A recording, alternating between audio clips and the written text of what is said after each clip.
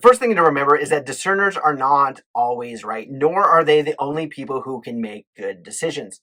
See, the key is to remember that we're not rating somebody's competence in terms of their ability in that particular genius, and for this one, it's discernment. Rather, we are ranking their level of joy and energy from doing that activity. So this is a predisposition to approach conversations, to approach work from this perspective and lens of discernment, this perspective of assessing and refining and tweaking and providing observations and asking questions.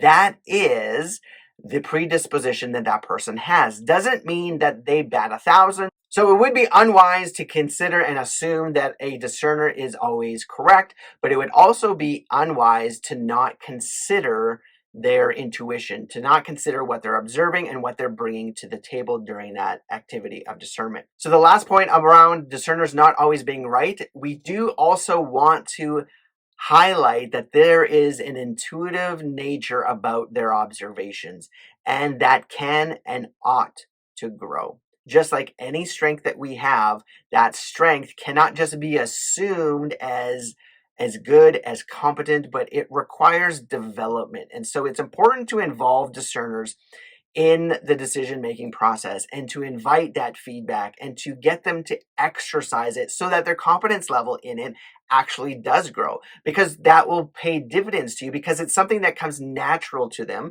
They are seeing something, but the more experience that they have, it's going to add more layers to their genius and their competence. Again, no one will ever be 100% and bat 1,000.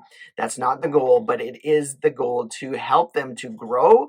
And as they grow in that and become more competent, then maybe you can entrust them with more